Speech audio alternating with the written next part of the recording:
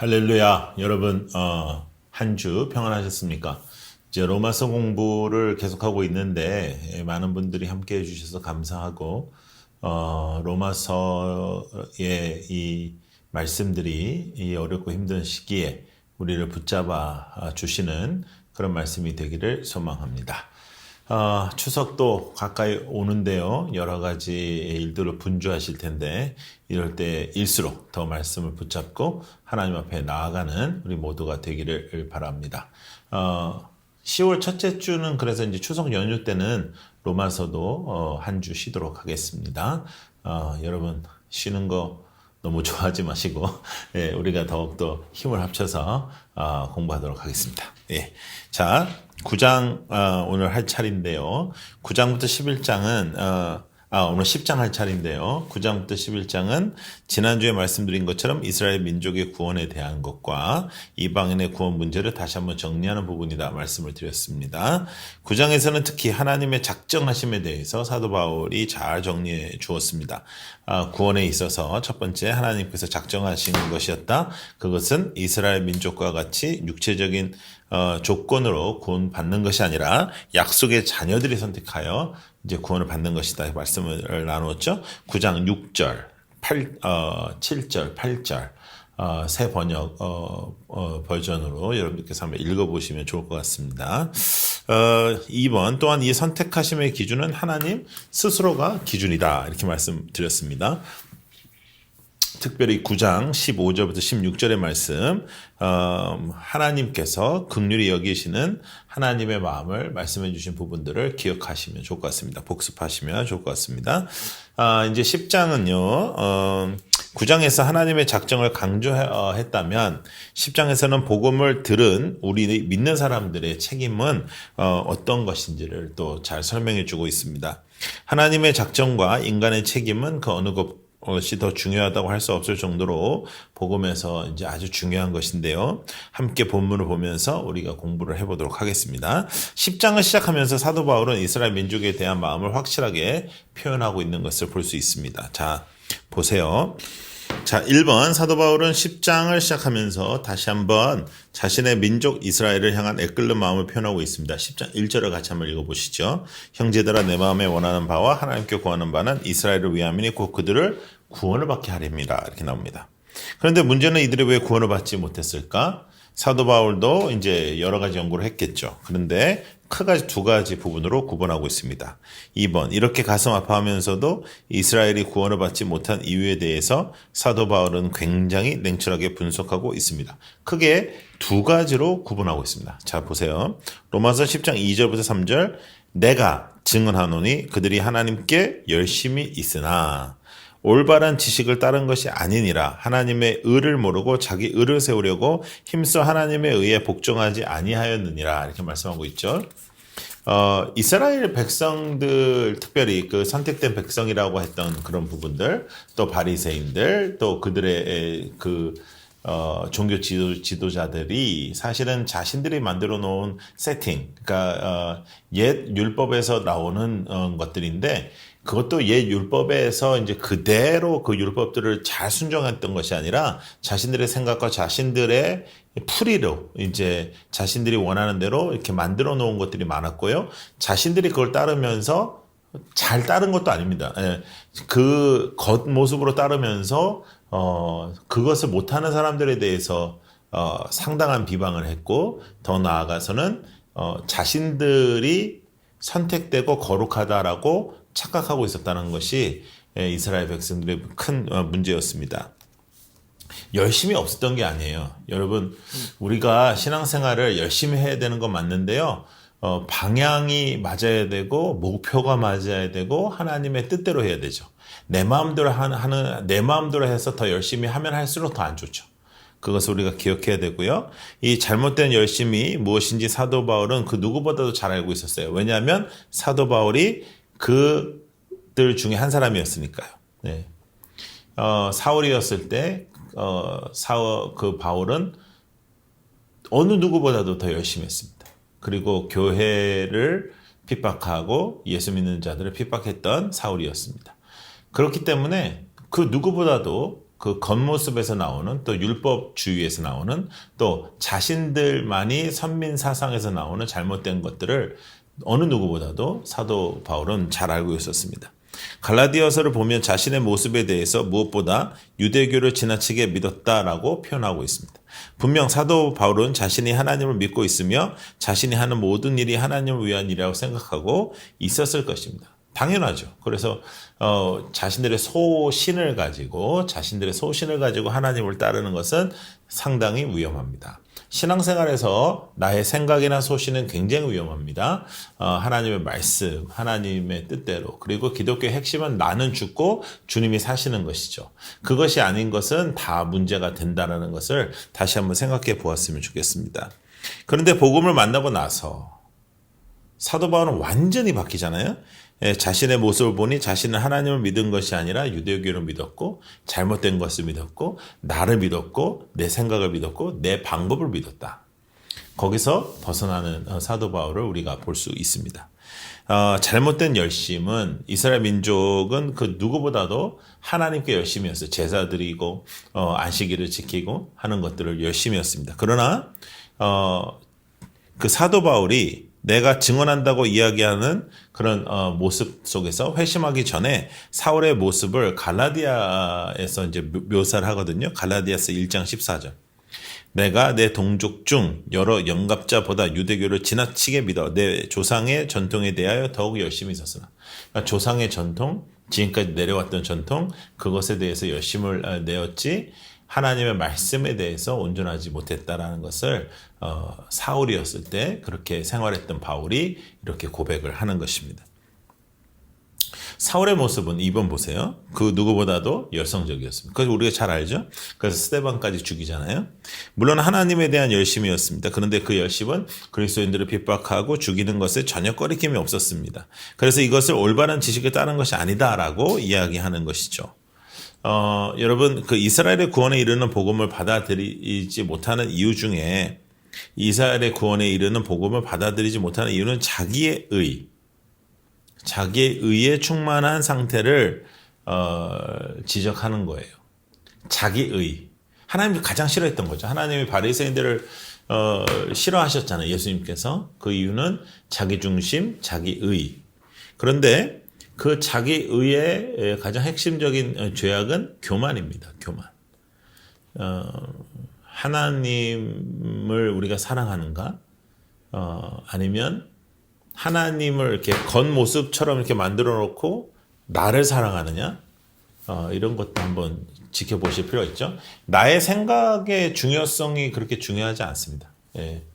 내가 무엇을 어떻게 생각하냐? 그것이 그렇게 중요하지 않아야 또 맞습니다.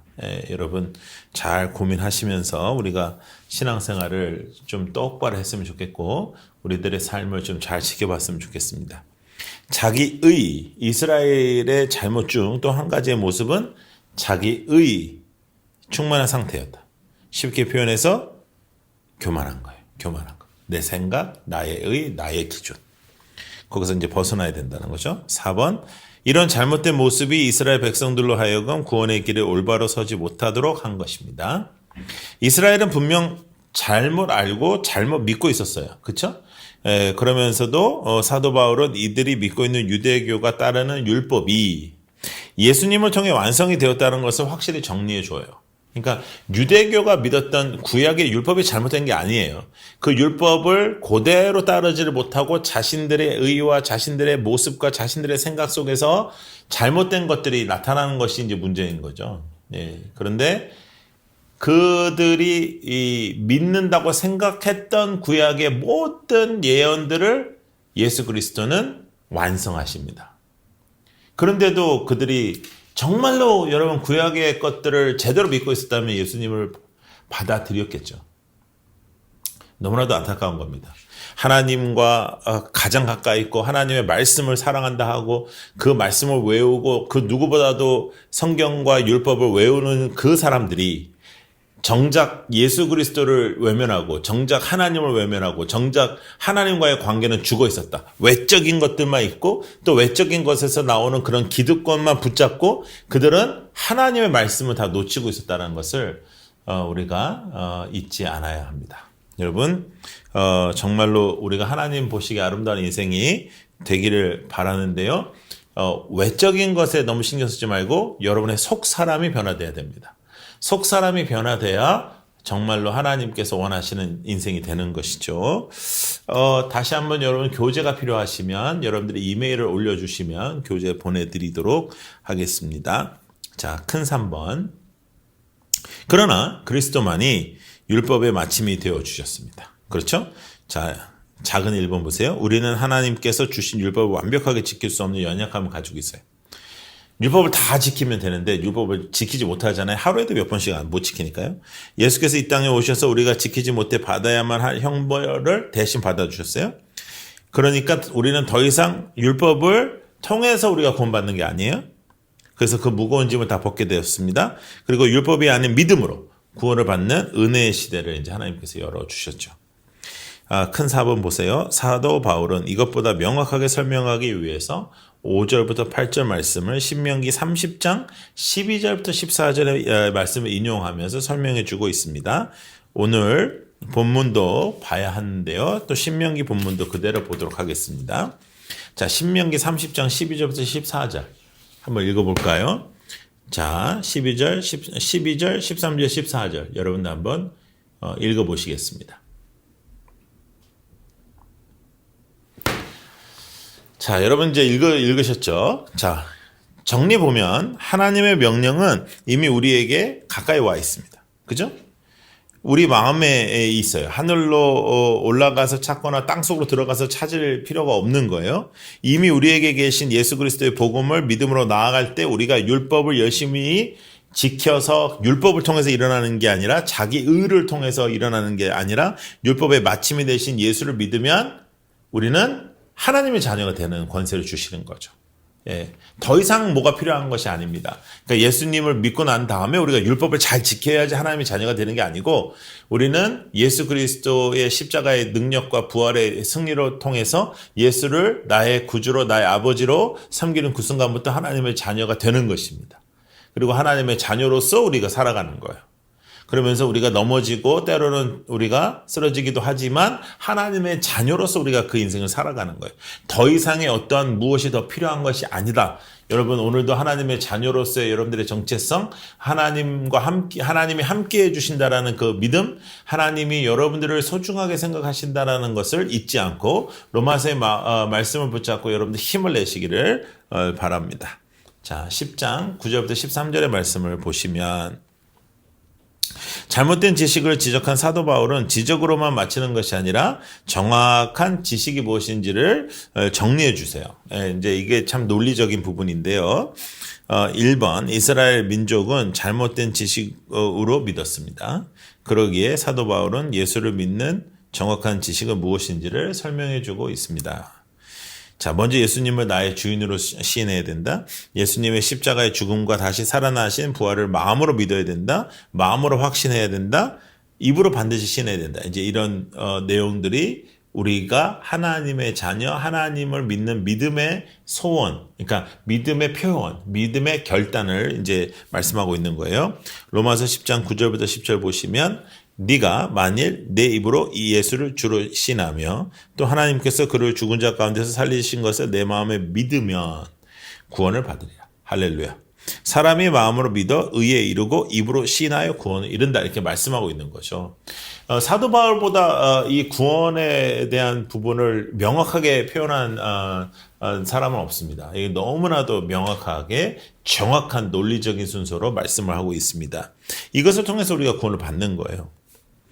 정말 놀라운 것은 이 구원이 누구에게나 차별 없이 주어진다는 거죠. 이스라엘 백성에게만 주시는 게 아니고 선택된 민족에만 주시는 게 아니라 사도 바울은 그런 교만이 얼마나 잘못된 것인지를 분명히 깨우쳐 줍니다. 자, 2번 보시면 로마서 10장 11절부터 13절 보세요. 성경에 이르되 누구든지 그를 믿는 자는 부끄러움을 당하지 아니하리라.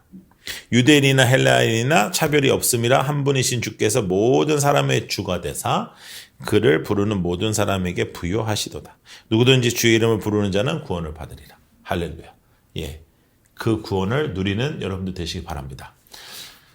아무리 코로나가 어려워도, 아무리 경제가 어려워도, 아무리 나의 인생에 여러 가지 문제들이 튀어나오고 아픔이 튀어나와도 중요한 것은 구원받은 자는 하나님 앞에서 그 구원이 흔들리지 않습니다. 영원토록 흔들리지 않습니다. 여러분들은 구원받은 하나님의 사람들입니다. 그 구원의 능력을 누리시는 여러분들 되시길 바랍니다. 자, 1번. 이제 사도 바울은 우리에게 주어진 구원의 은혜가 얼마나 큰지에 대해서 확실하게 알려주고 있습니다. 먼저 정확한 지식이 무엇인지 알려주고 그 다음에 특별한 누군가에 주어진 것이 아닌 인류를 향한 구원의 계획을 말씀해주고 있죠. 자, 로마서 10장 14절부터 15절은 전하는 자에 대한 부분이에요. 10장은 인간의 책임에 대해서 이제 말씀드린다고 했잖아요. 그래서 복음을 전하는 자의 삶을 살아야 된다 이렇게 말씀드리고 있어요. 여러분 지난 주일날 우리가 그 부흥에 대해서 우리가 말씀 나눴습니다. 부활의 신앙의 능력은 하나님을 선포하는 것이고 하나님을 선포하는 자리에 부흥이 있는 것입니다. 여러분 지금 이 시대는 기독교가 쇠퇴하는 시기가 아니고요. 기독교가 정리되는 겁니다.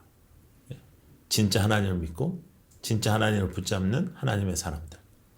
절대로 그 사람들에게는 말씀의 능력과 부흥의 역사가 계속해서 일어납니다. 왜? 하나님 살아계시기 때문에. 그 하나님을 뜨겁게 붙잡는 공동체가 되어야 할 줄로 믿습니다. 9장에서 하나님의 작정에 대해서 교재 보십시오. 강조하고 있다면 10장에서는 이 전파된 복음에 대한 믿는 자에 대한 책임에 대해서 강조하고 있습니다.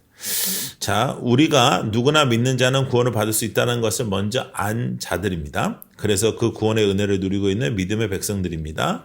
사도 바울은 2번 우리에게 우리가 먼저 누리고 있는 이 복음을 전파하는 자가 없으면 누가 들을 수 있고 누가 믿을 수 있겠는가 라고 우리의 책임에 대해서 묻고 있습니다. 자, 로마서 10장 14절 15절 보시면 그런즉 그들이 믿지 아니하는 이를 어찌 부르리요? 듣지도 못한 이를 어찌 믿으리요? 전파하는 자가 없이 어찌 들으리요? 보내심을 받지 아니하였으면 어찌 전파하리요? 기록된 바 아름답도다 좋은 소식을 전한 자들의 발이요. 여러분 많이 들어보셨죠? 이 말씀. 좋은 소식을 전하는 자, 아름다운 발. 여러분 어떻습니까? 여러분 그렇게 살고 계십니까? 여러분 연말까지 정말 마음을 다하여 한 영혼에 대해서 품으십시오. 그 영혼을 향하여 말씀 전하십시오. 예배가 무너진 자를 권면하십시오. 그리고 주님의 공동체로 여러분들이 인도하십시오. 이거 하셔야 됩니다. 코로나를 핑계로 전도해도 안 된다. 지금은 우리도 못 모이는데 전도 어떻게 하냐. 다 핑계예요. 예. 코로나가 없었을 때도 안 했던 사람들이에요. 예. 정신을 바짝 차리고 전도하시기를 바랍니다. 자, 3번. 우리도 누군가에게 복음을 들어 그리스도인이 되었습니다. 이제 또 다른 누군가도 마찬가지입니다. 우리가 전하지 않으면 어찌 들을 수 있겠습니까? 가까운 이웃, 가까운 친지, 누구든지 여러분 복음을 전하는 자가 어찌 보면 유일하게 복음을 경험한 사람입니다. 중요합니다. 진짜 믿음 어떻게 가질 수 있을까요? 선포해야 진짜 믿음 소유자가 되는 것입니다. 전도에 대한 불길이 내 마음속에 일어나지 않는데 내가 정말 주님의 사랑을 받은 사람일까요? 돌아봐야 됩니다. 여러분 확인하시고 전도의 영혼을 향한 뜨거운 불길이 여러분들의 마음속에 불타오르기를 축복합니다. 자, 믿음과 들음 10장 16절부터 21절. 오늘은 조금 본문이 조금 짧지요. 예. 단순히 전하라는 책임만 주신 것이 아니라 사도 바울은 왜 전해야 되는지 분명히 말씀해요. 저 보세요. 왜 전해야 하는가? 여기에 대해서 사도 바울은 우리에게 너무나 명확히 전해야 하는 이유를 설명해 주고 있습니다. 바로 믿음은 들음에서 난다. 여러분 우리가 다 아는 얘기죠. 믿음은 들음에서 난다. 그러면 누군가가 들어야 될 텐데 그 들어야 되기 위해서 우리도 선포를 해야 된다라는 말씀입니다. 로마서 10장 16절부터 17절 그러나 그들이 다 복음을 순종하지 아니하였도다. 이사야가 이르되 주여 우리가 전한 것을 누가 믿었나이까 하였으니 그러므로 믿음은 들음에서 나며 들음은 그리스도의 말씀으로 말미암으니라. 이렇게 말씀하고 있습니다. 우리가 예수의 십자가의 복음을 듣고 믿음이 생긴 것처럼 우리가 복음을 전할 대상에 분명한 복음을 전해야 하는 사명도 가지고 있다. 복음 많이 전해 보셨습니까? 예. 그리고 기회를 얻든지 못 얻든지 복음을 전하셨으면 좋겠고요. 여러분들이 크리스찬이라는 것을 드러내면서 사셨으면 좋겠습니다. 전도하십시오. 전도하십시다. 뜨겁게 전도하는 공동체 되십시다. 애를 써보십시다. 그렇게 하나님 앞에 나아가는 저희들이 되길 원합니다. 우리가 전할 때 반드시 생긴 두 가지 반응이 있어요. 하나는 귀 기울여서 듣고 믿음으로 반응하는 사람이 있고요. 소수이건 다수이건 간에. 그런데 모든 사람이 다 그렇게 반응하는 거 아니죠. 오히려 더 많은 사람들이 그렇게 반응 안 하죠. 당시 사도 바울이 복음을 전했던 이스라엘도 마찬가지입니다. 오늘도 마찬가지고요. 사도행전을 보면 사도 바울이 회당에서 복음을 전했는데 이 복음을 들었던 사람들에게 확연히 다른 두 가지 반응이 있었죠. 첫 번째는 귀 기울이고 듣고 믿음으로 반응하고, 두 번째는 절대로 반응하지 않고 또 오히려 더 격분하고 복음을 전하는 사도 바울을 핍박하고 하는 그런 내용들이었습니다. 그러나 여러분 전도해 보신 분들은 다 아는데요. 어떤 사람은요, 정말 우리가 말하는 그 순간을 기다렸던 것처럼 받아들이는 사람이 있습니다. 하나님이 다 준비시켜 놓으신 분들도 있습니다. 또 어떤 분들은 정말 우리가 그저 지나가는 광야의 소리로서 또 전파가 되고 그분은 받아들이지 않는 것 같지만 정말 이슬비에 옷 젖는 것처럼 계속해서 그런 사람들이 필요한 그런 또 영혼도 있습니다. 그래서 전도의 열매는 사실 나의 열매는 아니죠. 하나님의 열매입니다. 하나님께서 하신 것이죠. 그러나 분명히 하나님의 도구로서 쓰임받아야 되는 거예요. 근데 여러분, 믿음의 확신을 원하시죠, 여러분. 그렇죠? 그리고 여러분들이 믿음이 좀 이렇게 왔다 갔다 안 했으면 좋겠죠? 그러면 전도하시면 됩니다. 전도하면 믿음의 확신이 생기고, 전도하면 복음의 능력을 체험하고, 전도하면 간증이 생깁니다. 여러분 전도하는 공동체 우리 됐으면 좋겠습니다. 우리가 라이트하우스에 세상에 빛을 비춘다. 세상에 빛을 비춘다는 것은 구제와 긍휼이 아니고요. 하나님의 말씀이에요. 하나님의 말씀이 빛이 되는 거예요. 예. 하나님의 말씀, 육신이 되셨어요.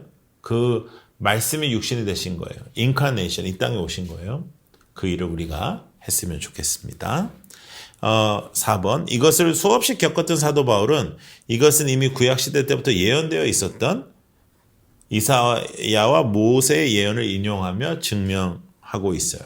이스라엘은 예수님에 대해 못 들은 것이 아닙니다. 분명히 들었습니다. 로마서 10장 18절 그러나 내가 말하노니 그들이 듣지 아니하였느냐 그렇지 아니하리니 그 소리가 온 땅에 퍼졌고 그 말씀이 땅끝까지 이르렀도다 하였느니라 했어요. 여러분 정말로 우리가 예수님이 믿어진다라는 사실만 해도 정말 우리는 주님께 갚아야 될 은혜가 너무나 큽니다. 예, 갚지 못하죠. 예. 그렇다면 주님이 가장 기뻐하시는 것은 주님의 영혼이 돌아오는 것이니까 그것을 하고, 더 나아가서 여러분들이 개개인의 삶 속에 율법주의에 빠지지 않고 자기의 의에 빠지지 않고 겸손하게 기도하며 살아있는 신앙생활에 가장 근본은 전도예요. 전도. 예. 전도의 삶을 살고 복음을 입에다가 넣고 살면 자기의 의에 빠지지 않습니다. 5번 예수님이 그리스도인지 몰랐던 것도 아니었습니다. 로마서 10장 19절부터 20절 보시면 그러나 내가 말하노니 이스라엘이 알지 못하였느냐 먼저 모세가 이르되 내가 백성 아닌 자로서 너희를 시기하게 하며 미련한 백성으로서 너희를 노엽게 하리라 하였고 이사야는 매우 담대하여 내가 나를 찾지 아니한 자들에게 찾은 바 되고 내게 묻지 아니한 자들에게 나타났노라 말하였고 이렇게 말씀하고 있습니다. 자, 마지막입니다. 3번 이스라엘이 듣지 못했던 것도 알지 못했던 것도 아니었습니다. 그럼에도 불구하고 이스라엘은 예수님을 자신의 주인으로 모시지 못했던 것입니다. 정말 안타까운 일이 아닐 수 없습니다. 그러기에 사도 바울이 그렇게도 민족을 향해 가슴앓이를 했던 것입니다. 4번 그런데 하나님의 사랑은 변함이 없습니다. 이런 상태임에도 하나님은 지금도 두 팔을 벌려 탕자를 기다리는 아버지처럼 두 팔 기다리고 계십니다. 로마서 10장 21절 함께 읽어요. 이스라엘에 대하여 이르되 순종하지 아니하고 거슬러 말하는 백성에게 내가 종일 내 손을 벌려놓으라 하였느니라. 이렇게 말씀하셨어요. 하나님의 마음이죠. 이건 비단 이스라엘 백성들을 향해서만 두 팔을 벌리시는 것이 아닙니다. 모두에게 벌리시는 거예요. 모두에게. 예. 지금도 복음을 듣지 못한 자들뿐만 아니라 듣고도 믿지 못하고 또 특별히 배척하는 이런 시대의 사람들을 향한 하나님의 마음입니다. 하나님은 끝까지 기다리시고요. 손을 벌려서 그들을 끌어안으십니다. 그 하나님을 향해 우리 모든 성도들은 하나님의 마음을 품고 그 하나님의 마음으로 이 세상을 향해서 복음을 전하는 믿음의 성도가 되어야 하는 것이죠. 그래서 전해야 진짜입니다. 전해야 진짜 믿음입니다.